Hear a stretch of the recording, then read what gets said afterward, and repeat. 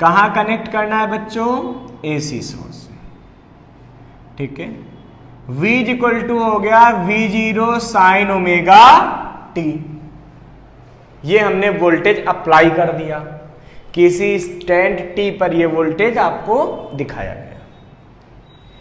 इस समय मान लीजिए इसमें करंट I फ्लो हो गई होगी। ठीक है, ये हम पहले से ही मान के चलते हैं C is the capacity of capacitor. C क्या है? कैपेसिटी है। किसकी? कैपेसिटर की। तो बच्चों आपको पता होगा कैपेसिटर में अगर किसी इंस्टेंट t पर Q चार्ज हो तो Q is equal to CV लिखा जा सकता है। It means at instant t Q is equal to कितना होगा? CV।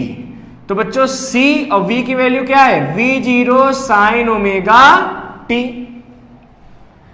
अब आप यहां पे ये समझिए, आपको तो करंट चाहिए, तो करंट इज इक्वल टू क्या होगा? dq अपान dt। तो d of dt of q, q की वैल्यू क्या ही है? CV0 साइन ओमेगा t हमने यहां पे पुट कर दिया। तो बच्चों इस सिचुएशन में क्या मिलेगा? CV0 साइन ओमेगा टी का डिफरेंशिएशन क्या होता है? Cos omega T into omega. क्या होता है? Cos omega T into omega. बच्चों फिर वही बात है, कॉस को चेंज कीजिए साइन के टर्म में, बट ऐसा चेंज कीजिए कि ओमेगा टी प्लस में ही रहे। वैसे तो साइन 90 माइनस थीटा भी तो कर सकते थे, लेकिन वो नहीं करेंगे। क्यों? गड़बड़ हो जाएगा, ओमेगा टी माइनस में चला जाएगा। तो हम इसको कैसे चेंज करेंगे? हम कन्वर्ट करेंगे I is equal to CV0 omega. एक काम करते हैं, V0 C ओमेगा, इसको मैं लिख दूंगा sign omega T plus pi by 2, क्योंकि हमको ओमेगा टी तो प्लस में ही रखना ही था। तो हमने ऐसा दिमाग लाया जिससे कॉस ओमेगा टी मिल जाए। तो भैया साइन 90 प्लस थीटा भी तो प्लस का कॉस थीटा होता है। ASTC से देख लो, मैथ्स वाले ASTC से देखते हैं ना, देख लेंगे। तो ये आ गया omega T plus pi by 2। अब आप ध्यान से देखिए, यहां पे आपको क्या दिख रहा है? आपको दिख रहा है कि यहां इस तरफ की यूनिट क्या है? एम्पियर।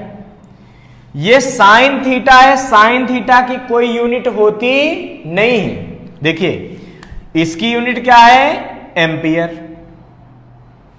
ठीक, इसकी कोई यूनिट नहीं है, नो यूनिट।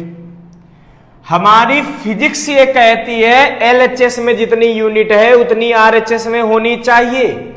इसका सीधा सा मतलब हो रहा है इसकी यूनिट भी एम्पियर होनी चाहिए। अब भैया ये एम्पियर कैसे बन सकती है? तो यहां पे I0 बना देंगे। भाई वोल्टेज मैक्सिमम यूज हुआ तो करंट भी मैक्सिमम। I0 इक्वल टू हो गया VC omega, V0 C omega. तो यहां पे इक्वेशन फाइनली क्या बनेगी? I equal to I0 sine omega T plus pi by 2।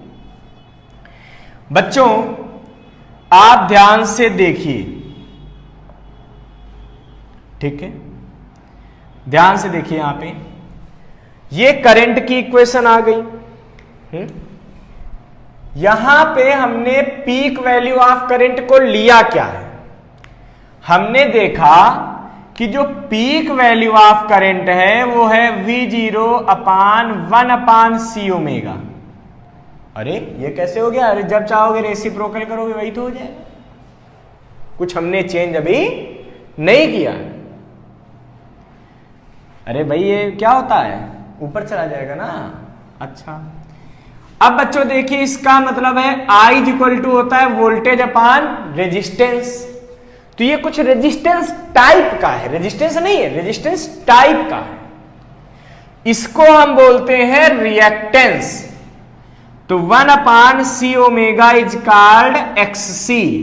XC का मतलब कैपेसिटिव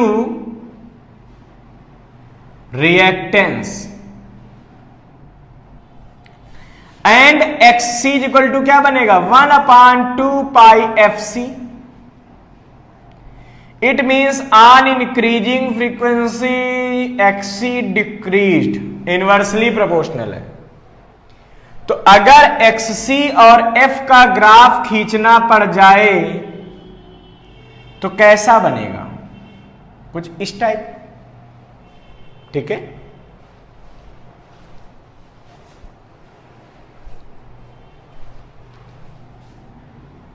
या XC और ओमेगा का ग्राफ यहां से देखिए कैसा बनेगा,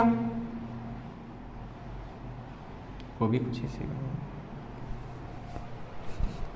बच्चों अब आपको समझना चाहिए कि अच्छा इस कैपेसिटिव रिएक्टेंस की वैल्यू डीसी सर्किट के लिए कितनी होती है।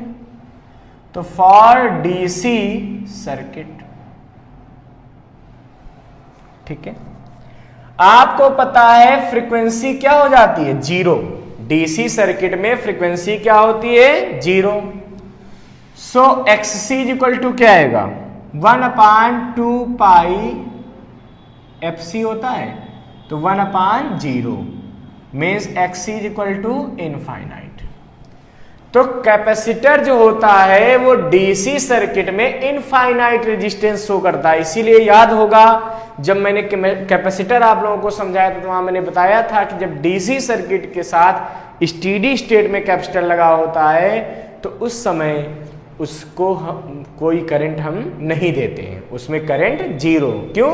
क्योंकि उसका रेजिस्टेंस इनफाइनाइट हो जाता है। अब बच्चों हमको वेरिएशन देखना चाहिए V और I का। तो यहां पे आप देखिए वोल्टेज की इक्वेशन आपको क्या मिली बच्चों, वोल्टेज की इक्वेशन अब हम देखने जा रहे हैं वेरिएशन, ठीक है। तो वोल्टेज की इक्वेशन हमने क्या निकाली, V0 sine omega t। Current की इक्वेशन क्या निकाली, I0 sine omega t plus π/2। तो बच्चों अगर मैं वेरिएशन देखूं वोल्टेज का करंट के साथ टाइम के साथ तो कैसा मिलेगा, कुछ ऐसा। ये हो गया V। क्यों? V t is equal to 0 रखने पर V की वैल्यू क्या है, 0 है, इसलिए शुरू हुआ।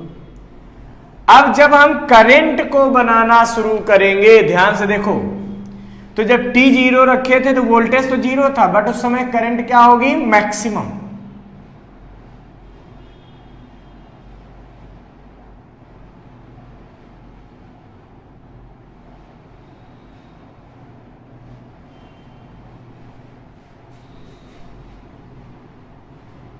कुछ इस तरीके से,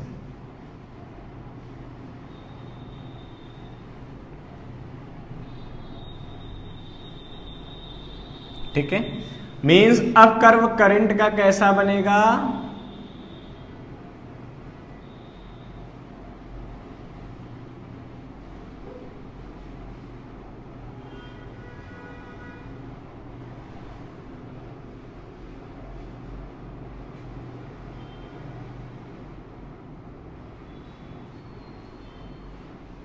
कुछ ऐसा, ठीक है। कहने का सेंस ये हुआ कि अगर आप ध्यान से देखें तो वोल्टेज की इक्वेशन क्या है, V0 साइन ओमेगा t, और करंट की इक्वेशन क्या है, I0 sine omega t plus π/2। बच्चों कौन लीड कर रहा, पहले आप ये देखिए। तो यहां पे हमने आपको समझा रखा है कि पॉजिटिव एक्सिस में जो अपनी पीक वैल्यू को पहले गेन करता है वो लीड करता है। तो बच्चों कौन पहले पीक वैल्यू, देखो I t is equal to 0 रखने पर I की वैल्यू क्या आई थी, I0 मतलब मैक्सिमम। तो करंट अपनी पीक वैल्यू को पहले गेन कर रही है, वोल्टेज अपनी पीक वैल्यू को बाद में गेन कर रहा है। जो अपनी पीक वैल्यू को पहले गेन करता है वही लीड करता है। It means current leads the voltage bye phase pi by 2। कितने फेज से बच्चों ये लीड करेगा? पाई बाई 2 फेज से लीड करेगा। अच्छा,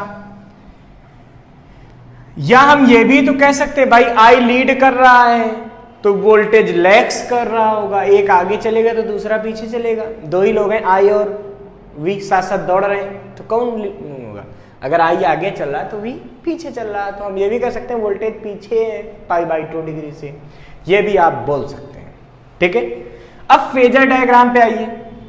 देखिए किसी टाइम t पर अगर आप फेजर डायग्राम खींचने की कोशिश करते हैं तो वोल्टेज का फेजर डायग्राम क्या होगा? कितने एंगल पर होगा? देखिए फेस कितना है? ओमेगा टी टाइम पे, तो वोल्टेज का तो यही बनना है,